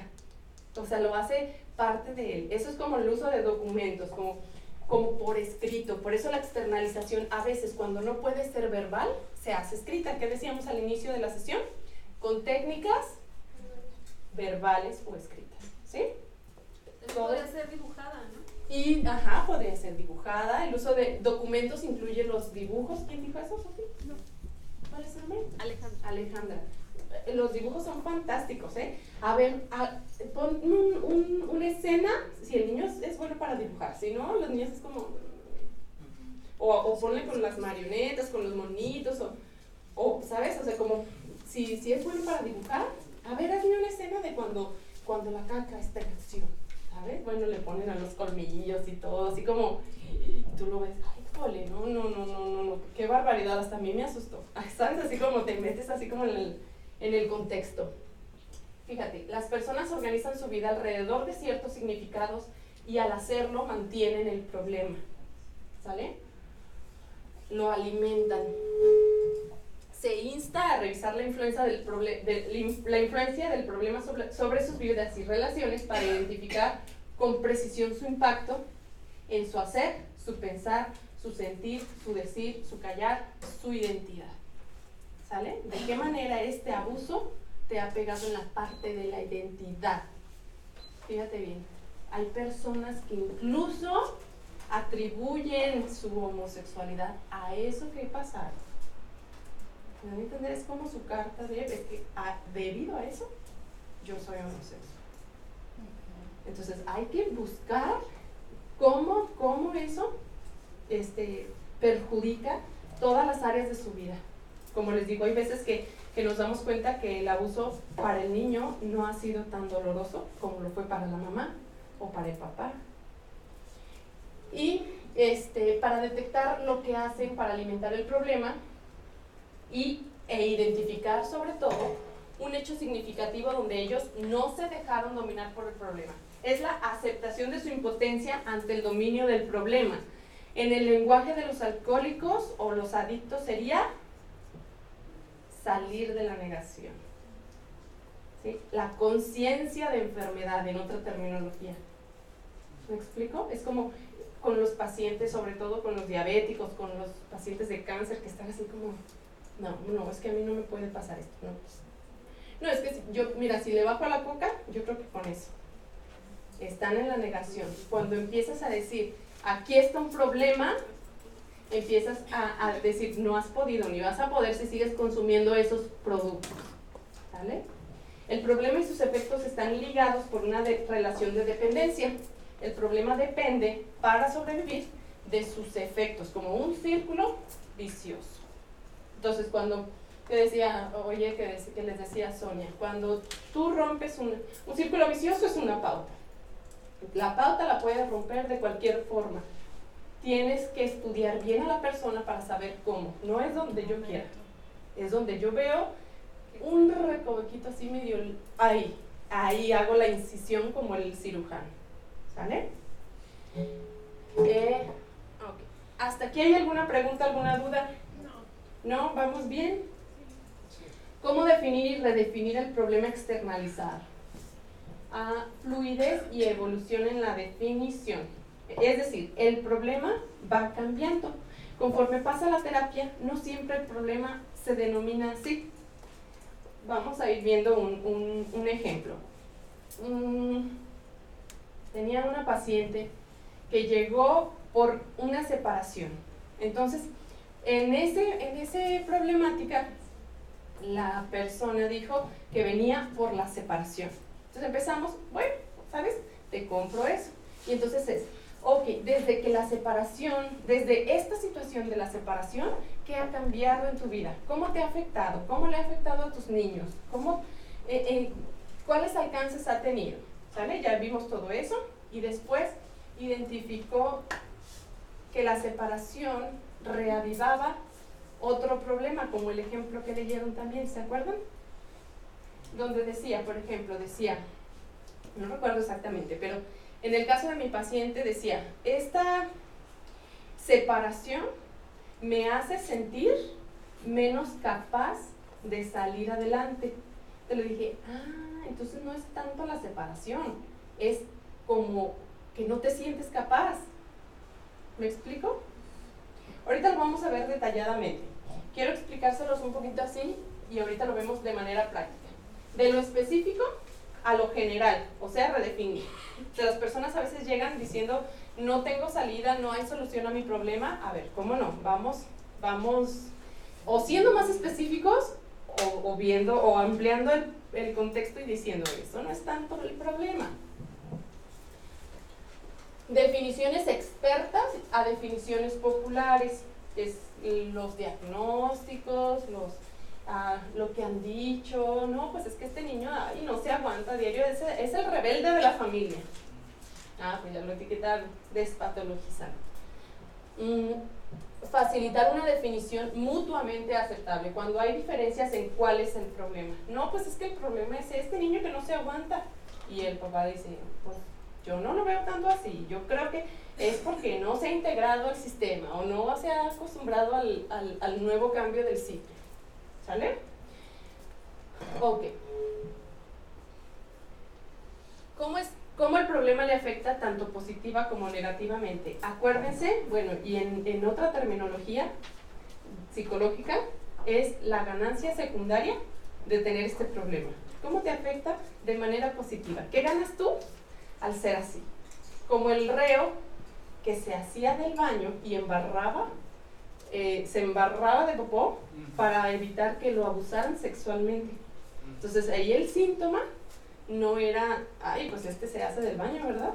O sea, es para como encontrar esa función del síntoma dentro del sistema familiar, dentro de la persona, del mundo de la persona, tanto negativa como positivamente, y cómo la persona influye en el problema alimentándolo o extinguiéndolo. O sea, todas las soluciones intentadas que el modelo Milán nos habla de eso. ¿Qué es lo que hace la familia hasta ahorita? ¿Qué ha hecho? No, pues le pegamos y no funciona, le hablo bonito y no funciona, o sea, nada funciona, y que me ha dado dos opciones y dice que nada funciona. ¿Te fijas? No, pero ya le pegamos con el cinto, o sea, 2.1, ya le pegamos con el cinto, ya le aventé la chancla, ya lo castigué, pero todo eso me habla como de agresión, ¿verdad? Y verdad que con agresión pues no funciona, ¿verdad? Entonces la agresión no ha funcionado. Entonces es encontrar de qué manera a lo mejor la agresión incluso hasta sigue alimentando el problema de la rebeldía. Y todo esto se revisa a nivel individual, o sea, cómo esos enojos, cómo esos celos te perjudican en tu salud. Uy, pues a veces ni cómo, por andarle vigilando el celular, por andarla cuidando. ¿Cómo te afectan tus pensamientos? Pues no duermo, estoy intranquilo, no me siento en paz. Tus sentimientos, no hombre, pues ando de un genio. ¿Qué haces a nivel de acciones? No, pues ando ahí metido en la búsqueda y captura. ¿Y cómo tu identidad? O sea, ¿tú te percibes celoso? Sí, ni lo dudan. O sea, eso es lo más triste de todo esto, la gente se la cree. O sea, soy un celoso. ¿Sí? Y a nivel relacional, en la relación consigo mismo, oye, esos celos, ¿cómo te hacen sentirte contigo mismo? No, pues terrible, muy mal, impotente, no sé ni qué hacer. Con tu familia, no, pues es que no puedo platicar con ellos, porque luego dicen que yo soy el exagerado, entonces ya mejor ni les cuento nada, ya mejor ni me acerco. En su trabajo, ¿cómo te ha afectado los celos en tu trabajo? No, doctor, eso no tiene nada que ver. ¿Cómo te ha afectado? Búscale. Pues si estoy un poquito más distraído, porque pues estoy pensando qué andar haciendo aquella. Con el ser superior, con Dios, con el universo, con cómo trabajan ustedes, organismo gubernamental, no, ¿cómo le llaman? Sin culto ni, ¿cómo? Libre, ¿cómo? Laico, ajá, ¿cómo trabaja la parte espiritual? Díganme, ¿cómo le hacen? Bueno, yo. Sí, Se toma como una referencia sobre la personalidad del individuo, su historia y condiciones de creencia, su connotación de creencias, así se toma, al menos yo lo tomo como una referencia. Si es importante para la atención, de acuerdo que si es católico, cristiano, testigo de Jehová o de cualquier otra religión, tiene que ver con su sistema de creencias. En ese sentido también es una parte importante, aún siendo un estado laico. Claro. Entonces lo toman en cuenta. Eso Sí. es lo que quería escuchar, ¿sí? No que de tiro ni lo tocan. Es bien importante esta parte en la persona, ¿sí? Sobre todo cuando se trabaja con las cosas más fuertes, que son los resentimientos, el abuso, la violencia. Todo eso, fíjense, lo adaptas exactamente a las creencias. O sea, que yo puedo decir, mi creencia religiosa es esta, pero no voy a imponérsela a todos. Sin embargo, sí puedo conectar con esa parte, porque todos creemos en un ser superior. Aunque venga alguien y me diga que cree en los astros, ese es el ser superior, ¿sale? ¿Y por qué? Porque necesitamos como sentirnos fortalecidos de esa parte, ¿sí? Por ahí un maestro en algún momento nos comentó que pues parte de la teoría cognitivo-conductual hay una distorsión que tiene que ver con la parte de la recompensa divina. Sin embargo, él comenta, no vamos a decirle a una persona que es fiel creyente pues que está mal, sino utilizaba la analogía de es un arma de doble filo. Bueno, es un arma de doble filo, pero vamos a enseñarla a utilizarla para no lastimarse. Entonces pues efectivamente es una excelente herramienta, y más para personas pues que son totalmente creyentes. Claro, totalmente. O sea, de hecho, para mí es una de las principales preguntas cuando llega, de veras, aunque digan así como, esta quiere enjuiciar, ¿sí me explico? O quiere imponer sus creencias, no.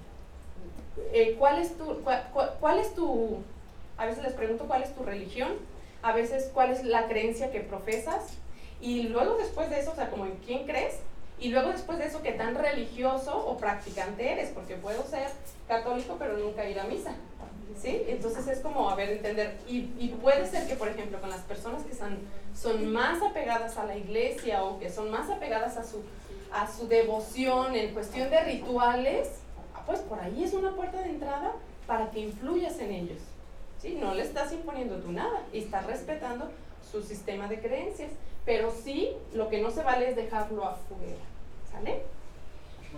Ok, entonces, a ver, déjenme brinco esta parte para explicarlo con el dibujito. El terapeuta trabaja a través de la cibernética de segundo orden. La cibernética del primer orden, el terapeuta está afuera del sistema. En la del segundo orden, el terapeuta, fíjense, bueno, aquí el dibujito este es el espacio cognitivo, pragmático y emocional. Aquí está Cupido. Ajá. Entonces el terapeuta está como afuera. En la cibernética de segundo orden, el terapeuta está adentro e integra, fíjense, todo el sistema. Entonces a veces sus intervenciones son cognitivas, a veces son pragmáticas, a veces son emocionales. Los escuchaba la semana pasada que decían, cuando prescribían el rito a la familia, generalmente son intervenciones pragmáticas, prácticas. Ponlas en práctica. ¿Para qué? Para que genere en reacción en cadena un cambio. Desde la narrativa empiezas desde acá, ¿sí? Cómo esto de acá sostiene lo que estás haciendo. Bueno, vamos tratando de hablar de ese ejemplo. Miren, aquí lo tengo. Ok. Entonces, esta persona es una chica de 23 años, casada desde hace 7. O sea que se casó a los 16. Y tiene 2 hijos, Brenda de 7 y Jorge de 4. Acude a terapia porque se separó de su esposo, quien se fue de la casa, y ella se siente muy desesperada. No sabe cómo saldrá adelante. Nunca ha trabajado hasta antes de la separación. Su esposo era el único proveedor de la familia. Pues es que a los 16 años no terminó, creo, que ni siquiera la secundaria, algo así. Tenía la mano levantada.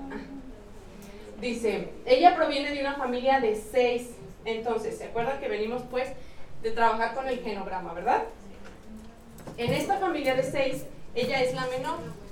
¿Qué pasa con los niños, con los hijos menores?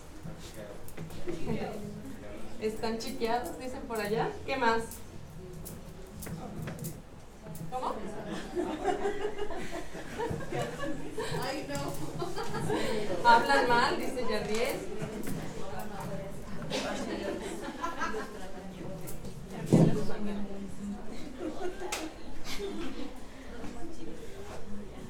Papá ya murió y ella tiene 3 hermanos. O sea que de por sí es la hija menor. Y luego mujer. Ande pues. O sea, entonces, en esta cultura, las mujeres son más vistas como las indefensas. No, ahorita está viniendo todo este movimiento del feminismo, que ahora ya está feminazis y quién sabe cuánta cosa, de las mamás luchonas y todo esto. Pensando como en ese, moverse de ese lugar en donde las mujeres pues eran las indefensas, las pobrecitas, las que no podían. Pero en esta familia, entonces Mónica es la más chiquita de sus 3 hermanos. Bueno, ella es la única separada, porque en esta familia todos están casados o tienen a su pareja. Me parece que solo vive con su esposa. Ajá. Ella tiene 2 niños, que es... Entonces, más o menos así está el sistema. Papá tiene, no me acuerdo cuántos años que falleció, pero ella era muy cercana al papá. Entonces, generalmente con la mamá no tiene tan buena relación, a pesar de que es sobreinvolucrada. O sea que ella es quien le cuida a los niños, quien está ahí, muy cercana a ella. Entonces, de los 3 hermanos, él está como en la parte parental. O sea, fue como quien agarró como las riendas de la familia. Él, un poco desconectado de toda la familia, como a veces pasa con los hijos del medio. Él más apegado a ella que a ellos, porque ellos están como en otro... Hagan de cuenta que si hacemos el subsistema del subsistema de los hermanos, entonces este es uno y este es otro. Entonces los chicos, incluso no sé si se han dado cuenta que eso pasa mucho en las familias muy numerosas, ¿verdad? Los grandes tienen como si fueran de otros papás, ¿no? Y los chicos completamente, uy, qué esperanzas que a mí mi papá me diera permiso de eso, me dijera eso. Bueno, pues en este caso pasa algo así. Pero bueno, fíjense cómo no voy a entrar en tantos detalles, porque lo que quiero que analicemos es las técnicas de la narrativa en este conflicto, ¿sale? Entonces vamos a trabajar con la externalización del problema. Lo voy a poner un poco más grande, porque a pesar de que luego no me gusta a mí poner tanta letra, pues sí es importante.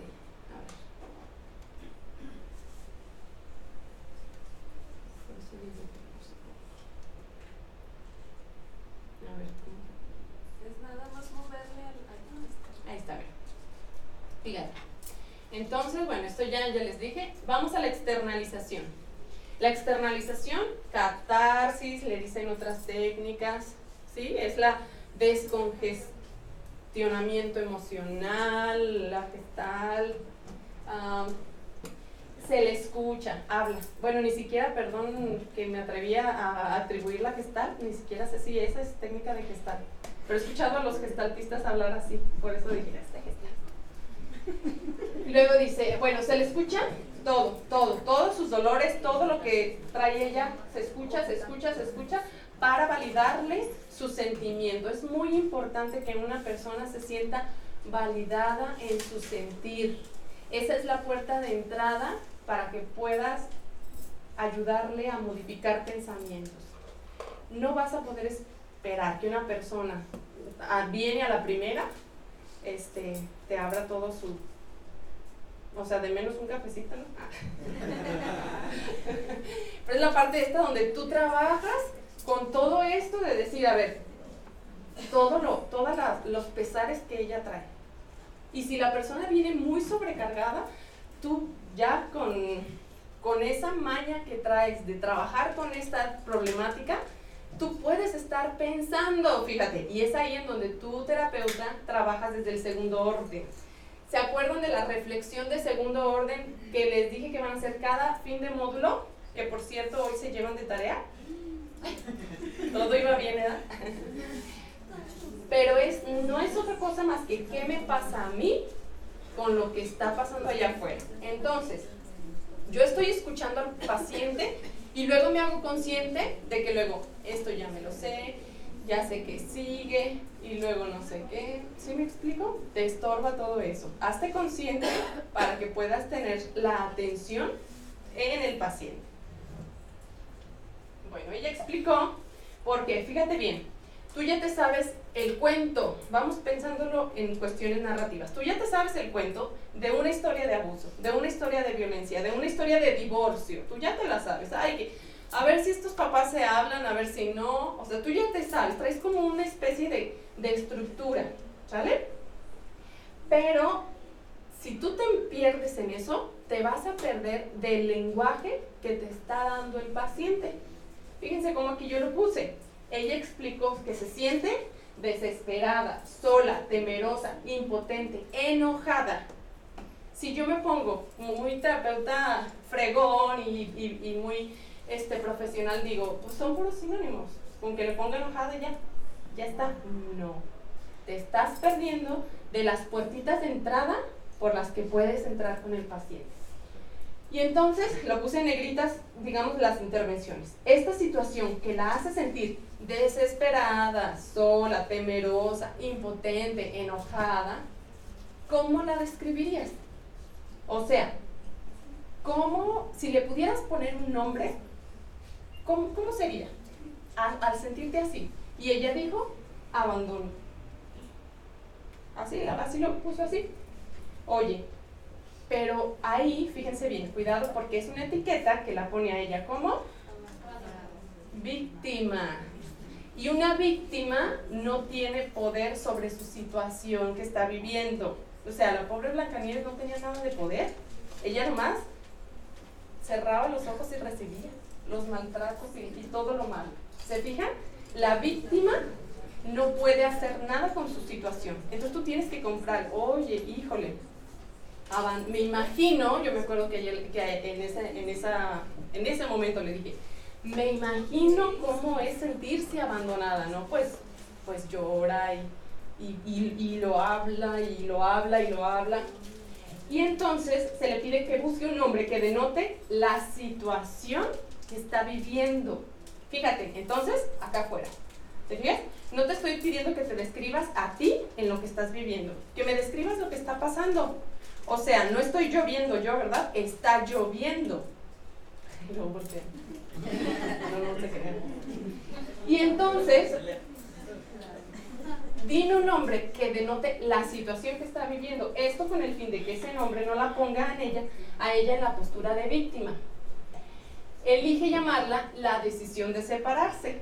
Fíjense, entonces, bueno, la decisión de separarse me suena como, bueno, muy bien. Y entonces, fíjense, como la influencia relativa. ¿Qué es la influencia relativa? Sí. El cómo el problema te influye, cómo tú influyes al problema, ¿sale? Después de hacer hincapié en que esta decisión fue una decisión bien pensada, o sea, le abonas a la parte de empoderarla y que salga de la postura de víctima, bueno, entonces, la decisión de separarse fue una decisión bien pensada, fue una decisión consciente, de mutuo acuerdo, bla, bla, bla, se habló que sí, entonces le regreso la parte de decir, bueno, pues entonces, esta decisión bien pensada, le pregunto, ¿cómo te está afectando en tu vida, con tus hijos, con tu familia, en tus actividades, en tu salud? ¿Se acuerdan de esta parte? ¿Cómo te está afectando? Y luego se le hace la devolución en forma de enunciado, fíjense, utilizando su lenguaje. Hagan de cuenta que haces como un resumen de lo que dijo. Entonces la decisión de separarse se hace más difícil cuando ves a tu familia los domingos y te preguntan que qué ha pasado y que qué vas a hacer. También cuando te expresan lo enojados que están con aquel K, 3 puntos como lo llaman. Todo esto es en sus palabras. Entonces yo agarro, tejo y le regreso, ¿sí? Entonces me estás diciendo que la decisión de separarse te ha afectado así, así, así, así, así, y que tu familia te dice esto y esto y esto. El enunciado debe estar muy acorde con el pensar y el sentir del paciente. Después de identificar que el área en la que más le está afectando es en el área de su familia de origen, ya que ellos le hacen críticas y presión, además de depositarle todo el enojo contra el esposo, esto le confirma la narrativa que ella trae,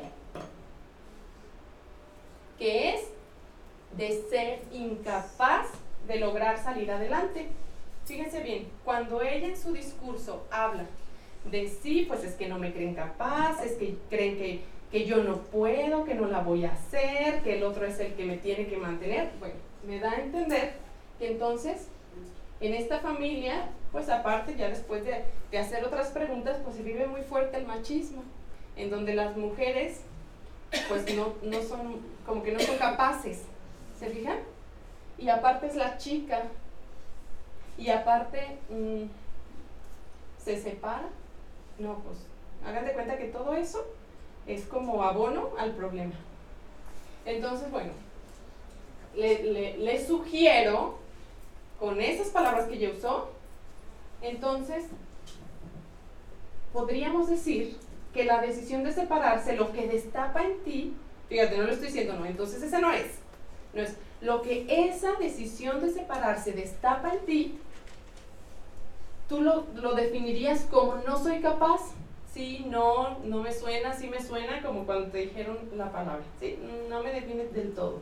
Búscale hasta que encuentres lo que define a eso que te está pasando.